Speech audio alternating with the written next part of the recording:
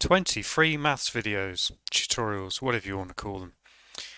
There's also some bonus lessons mixed in which cover key points to give you extra practice. There are also timestamps. That means you can skip explanations, which means you can tailor these tutorials to suit your learning style, your learning speed, what you need the most.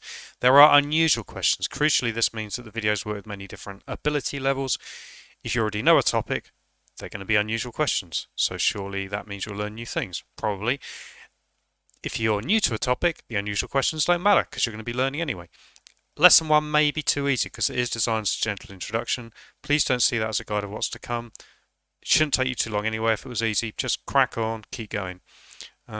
Is it too hard? Might be. That's fine.